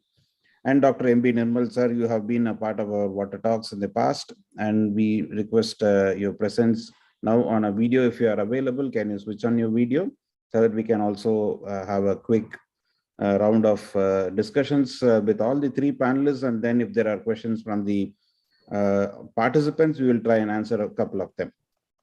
So let me pose a common question. I would start with something like this instead of getting into specific questions. Dr. U.V.K. Rao, Dr. Shekhar Raghavan, and Dr. Nirmal, the theme of this World Water Day that we have put into this kind of a session today is on citizens' role. What is a citizen's role in sustainable water management? To this, I would be, requesting to speak on this a very, very crisp question that I would like to pose to you is, as an individual or as a group or as a society, how do we take our efforts? How do we change our processes to save water? For which I would request you, Dr. U.V.K. Rao, as a consultant and expert, what is your recommendation to citizens to contribute as an individual, as a group, or as a society so that we reach to something like so many crores or liters of water that we can save? Probably that is my first question to you, Dr. Rao, and Dr. Shekhar Raghavan also, you might note this question. And do citizens have to wait for regulations, compliances, acts, and guidelines to start working on it? Or if there are no regulations, compliances, there is no requirement. If it is voluntary, then yes. How do we start a process? What is the process of change that we can recommend to our participants or to us? And how do we start this initiative? Over to you, Dr. U.V.K. Rao. It might be very, very short. Sir, actually, I need to go. Okay. Can I just say 2 minutes and take leave of you? We Yes, have please. a Yes, please, sir. prayer. Yes, please. Yeah. The people are waiting, and I told water is God. Okay, so this is totally different. What all the speakers said, the ours are something we don't have that kind of knowledge. But I started this movement. God bless me to start Exnora as only collecting waste, and we're collecting waste, giving it to the corporation. Actually, we never knew that we were dumping it in Pallikarnai Marsh. Before that, in '94, when Surat plague came, we have several yatra. Prime Minister announces. We had a very unique yatra called Garbage Yatra. Our team of people, Almidra Patel, Captain Velu, all ex-Nora went Kashmir to Kanyakumari. They found every town, village without exception. They said India is one nation, no doubt. They collect garbage and dump it outside the water body, river or pond. That's how our interest came, protecting water body. Then what we did was we started source segregating the waste, and we had established nearly about 180 zero waste centers in Chennai. We told people to do source solid waste and all. But this had a very big setback, because I want to share with you, because you must come with an answer for that later. My talk will be only 3 minutes. What happened was, government suddenly brought French-based Onyx from Singapore, and they said they will do secondary collection of waste, and we can do as usual primary collection. And we were very happy about it. We thought, after all, corporation being replaced by Onyx. But Onyx, what they did, because the important point when all the great people are here in this panel, Onyx actually, they were not interested in source segregation. And the HR manager told, they are a French company, they come here to do, they have to transport waste, from here to outside. They get money for tonnage, and what you do will make them, insolvent, because they are reducing waste. So when we segregated, they mixed the waste and took it. So there was a very big setback. Actually, we closed a number of zero waste centers, and it's all been covered by, I never knew, I was doing a simple thing, whereas we were covered by world over for this, because this inspiration came from Mahatma Gandhi. Then we changed our whole pattern. I'm very happy to inform, I can conclude my talk with that. We have saved more than 800 water bodies, restored it. My successor, Sindur Pari, he has a goal. Every week, we will, restore one water body. We have very big machines, which he does it. Mine was more like Mahatma Gandhi, people's participation. And there was an Ambuj Sharma IAS, I want to place on record his great service. We told him, why not we make it beach, people gather, we are walking track, so that people will be watching and safeguarding the water body, and he did that. Then I would say, with all that setback, we had closing zero waste centers and all, not only in Chennai, in many places, including Vellore and all, but now we made it as a home. We do it in the home. I think nearly about 80,000 homes, they do the source solid waste management. Once it goes out to the street, it is not our property waste, becomes local body's property. So Civic Ex-Nora, what you told about me no more exists, actually. I'm very sorry to say. But we have Residents Welfare Association Ex-Nora, more than 1,800, where we do source solid source. I think that's all I want to say now. I want to thank you. But Mr. Rao knows me very well. Mr. Kanik, I stayed in his house in USA. Almost all of them are, because we are same tribe, we are working for. And I promise you that, so we have two things which have been set to Commonwealth: water forever, ending flooding. Both are same. We found both are same. Both are, go in two different directions and reach it. These two are very practical, down to earth. This all drawn out of the best practice of our own members. And I am very happy, and we will not be water starved at all. And we are water surplus city, Chennai and Tamil Nadu. Tamil Nadu can give water to Andhra, Kerala, Karnataka. This plan all is ready. So I think with that, and I will not be able to listen to Mr. Rao, but I've been listening. We are in the same ISKCON movement together. So I think I want to invite you all to my flat, where I have 10 temples of 10 faith, including a church, mosque and all. You are welcome one day. Thank you. God bless you and this initiative. Thank you, Dr. Nirmal, for your very quick and crisp insights onto water forever and not flooding. Ending flooding. Ending flooding. And we would like to learn from you, as always, that we have been doing. We'll come to your flat and learn more on this in this coming few weeks now. Thank you for your time, Dr. Nirmal. Thank you. Thank you. Dr. your suggestions, your insights on what we were just about to say, hear from you. Thank you. Yeah. Thank you very much. An issue like water management starts with self. No matter what position you are in, we all need to recognize, and many of us would have recognized, it takes considerable time, patience, and perseverance for wider acceptance. Technologies are available, thousands of ideas are available, But to make that, you can take the horse to the water.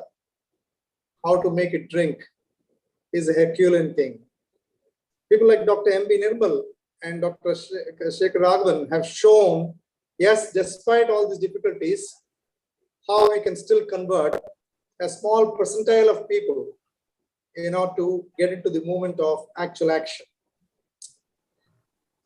Today, I would like to talk about whom do you create this awareness for?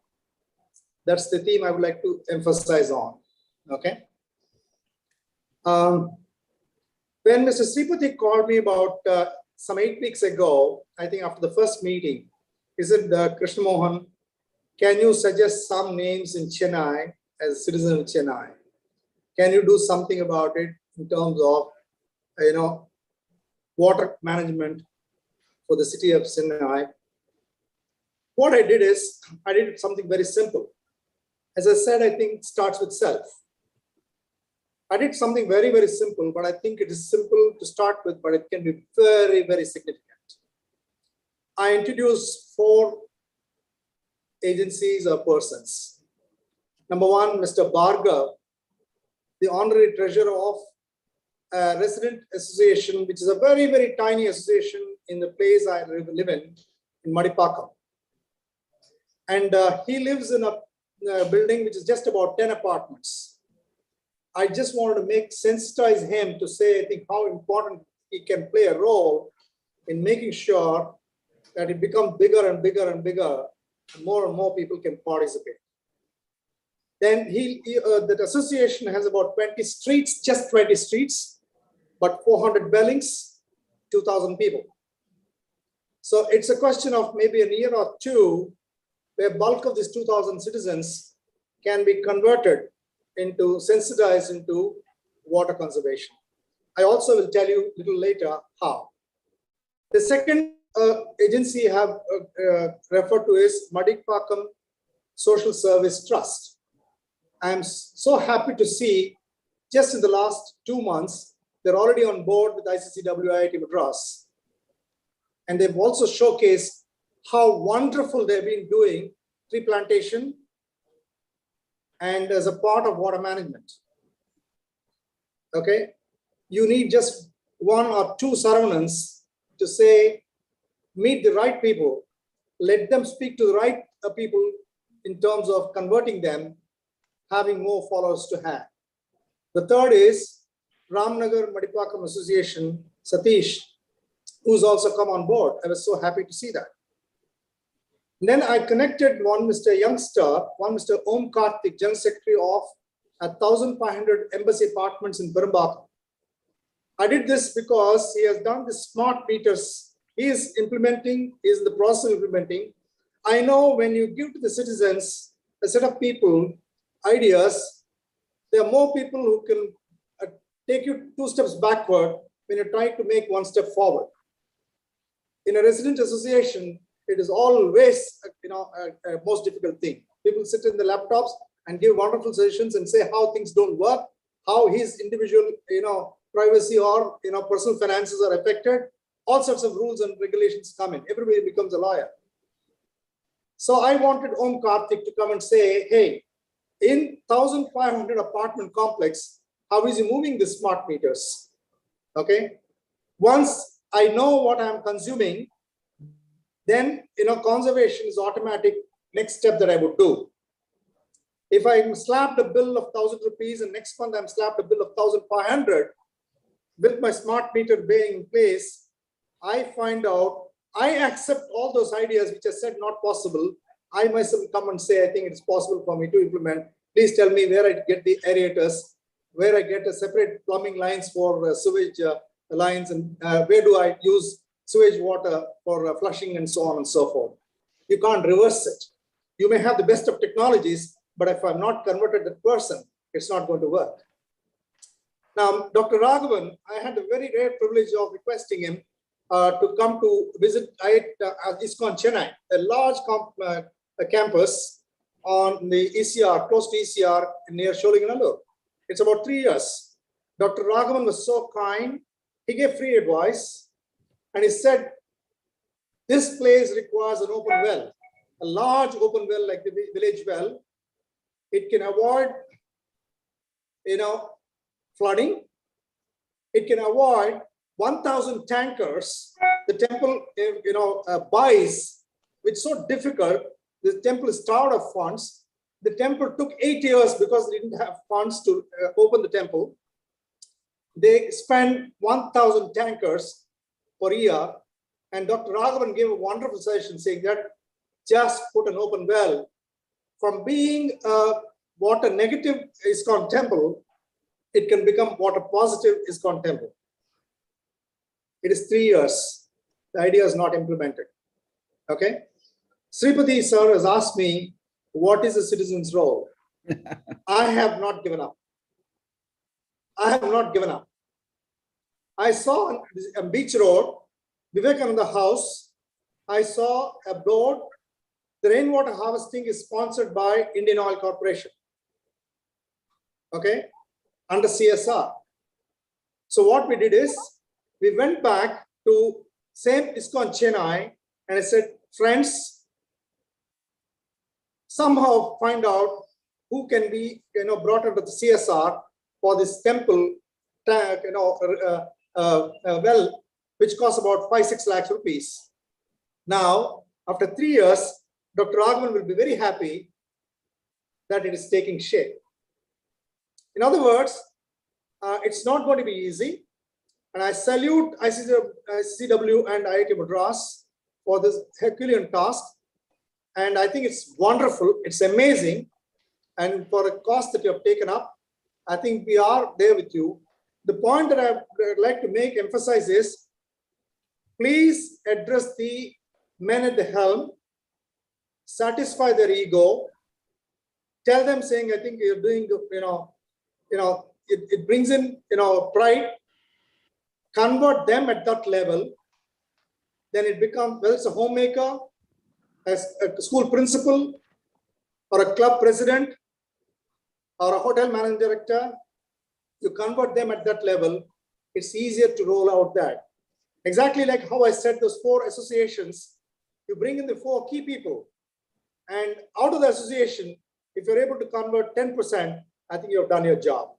So here I stop. I come back if you give me an opportunity again, Mr. Sripati. Okay. Thank you very much. Thank you, Dr. Rao. Dr. Shekhar Raghavan, are you there? Yes. Very much. Thank you for having requested me to share my thoughts. I just want to ask Mr. Rao whether you are referring to me. Yes, indeed. Yes, indeed. I see. I requested you to Chennai ISKCON temple 3 years ago, Dr. Raghavan. You were very kind and you gave your suggestion for an open well. Yeah, that is taking shape now. Now I remember. Yeah. Since I visit almost one complex a day, I keep forgetting. I know, what I see yesterday, I don't remember today. I appreciate. Yeah. I'll just briefly say a few words. One is, I'm never comfortable celebrating World Water Day. To be very frank with you, because for me, every day is a World Water Day. Or it should be a World Water Day. Of course, we have gone to the extent of celebrating Mother's Day and so on. I don't know where we are, what will be the next. So let me start with an unhappy note on a happy day. Even after talking about rainwater harvesting for over 2 decades, large majority of us have not understood it correctly.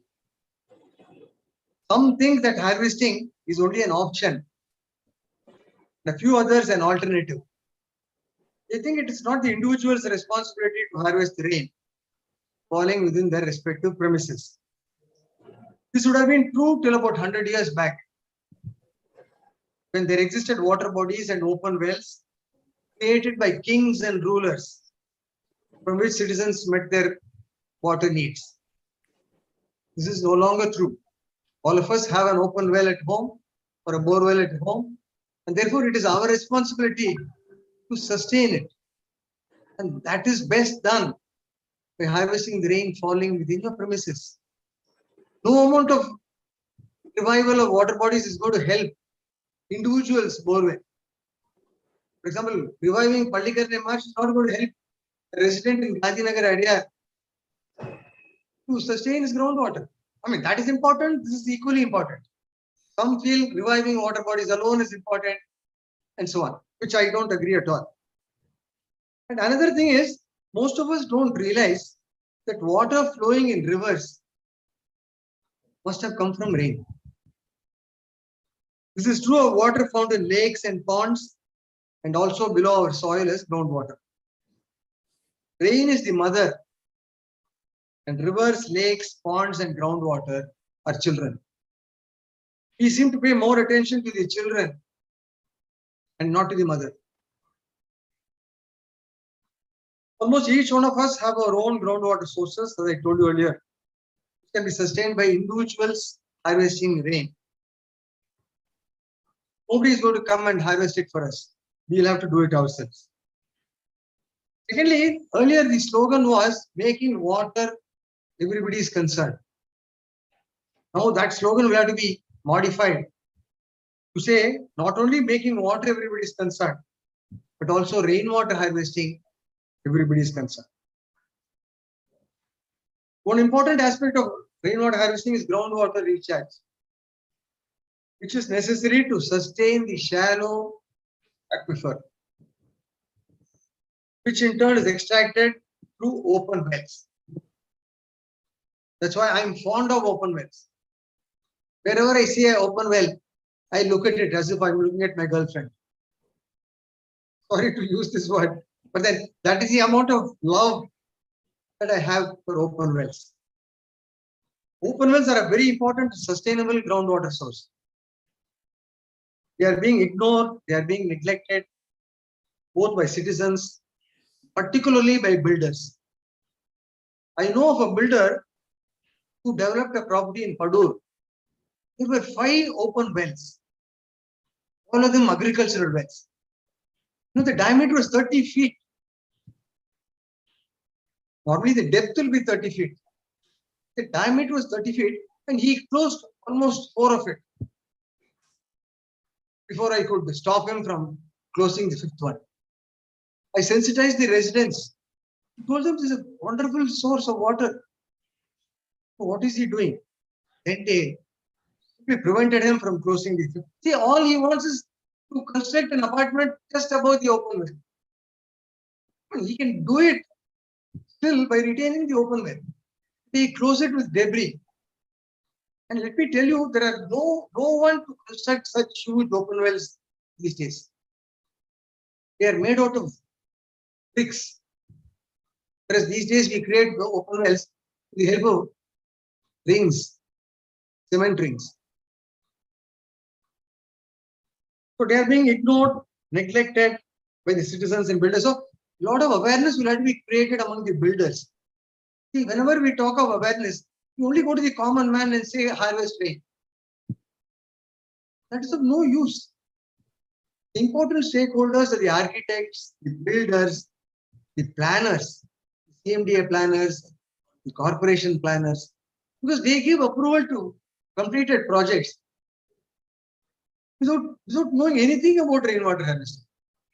He says, oh, this complex has done harvesting, so give him his completion certificate. This is not fair. Our groundwater source is available in 2 discontinuous layers, is what I've been saying all the time. The shallow and the deep, separated by hard rock.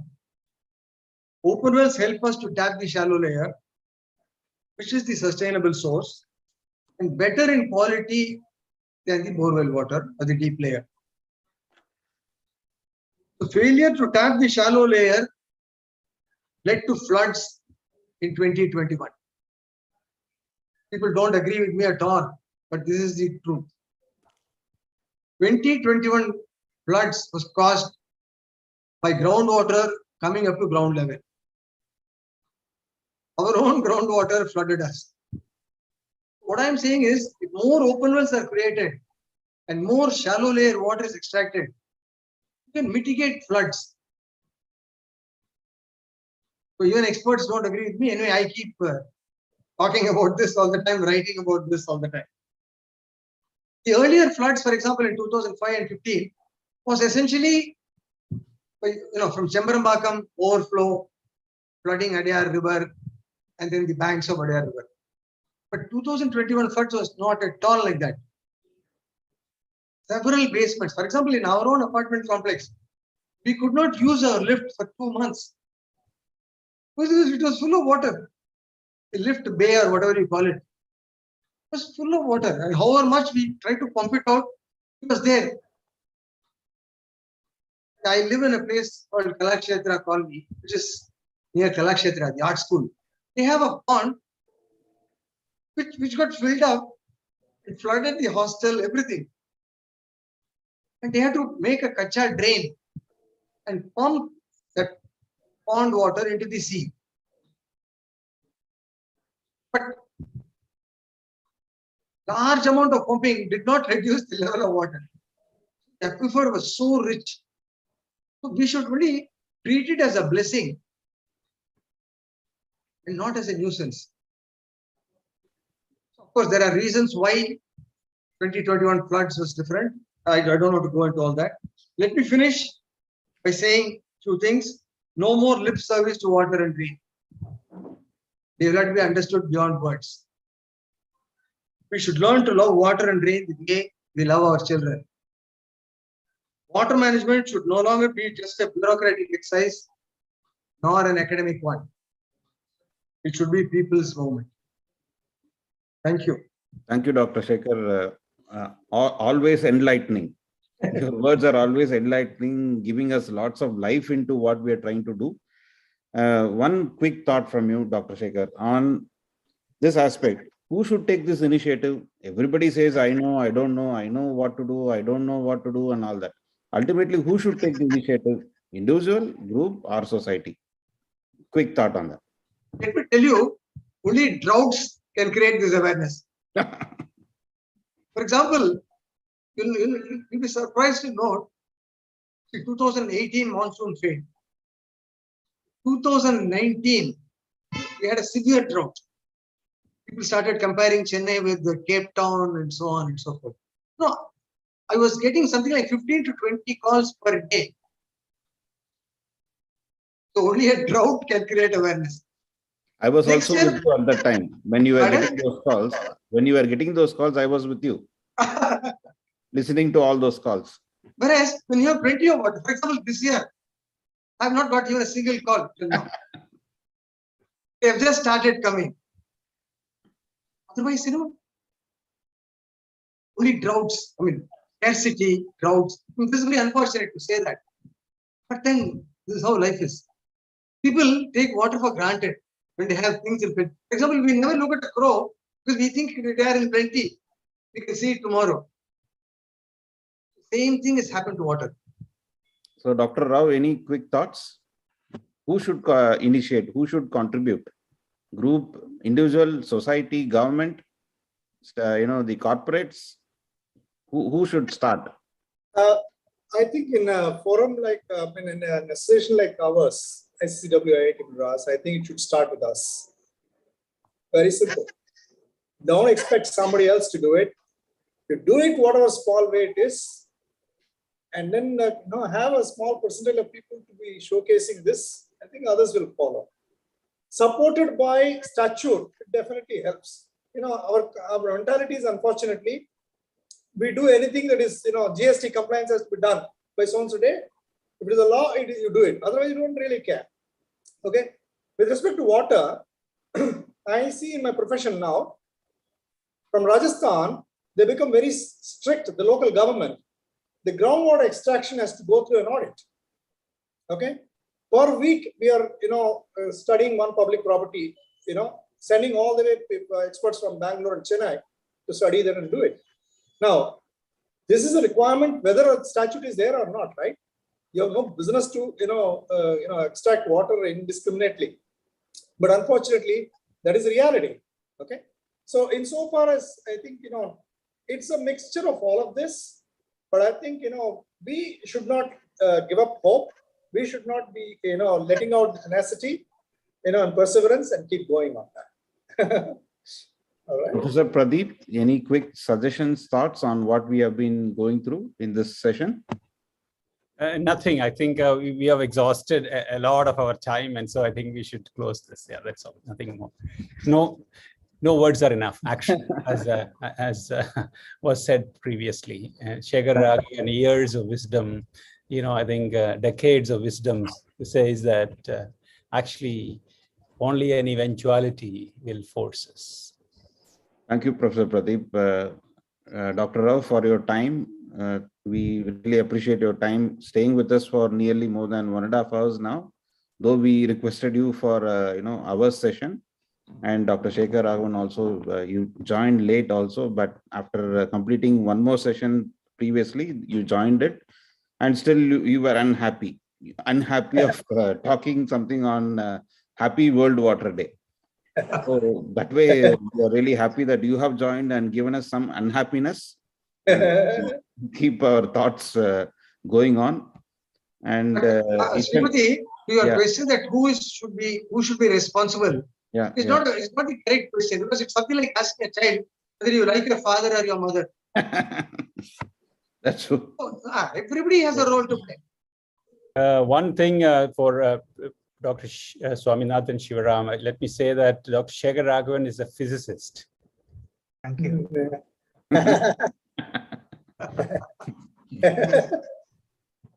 All right, thank you. I think it's time to conclude. My apologies for badly underestimating the time that this session would take. Thank you very much, Dr. Sivaram, Professor Vijay, who's not been able to attend in person, Professor Pradeep, Dr. Kanix, Dr. Shekhar Raghavan, Sri U.V.K. Rao, Sri M.V. Nirmal, for your time and your words of wisdom, which have been well recorded. And thanks to Zoom, everything is captured for posterity, and we'll make it available for those who missed the session because of other commitments. And thank you once again to all the attendees on YouTube who have been patiently with us from the beginning till the end. Thank you. We'll conclude the session here. Thank you. Thank you. Namaste. Namaste. Namaste. Bye. Thank you. Bye. Bye.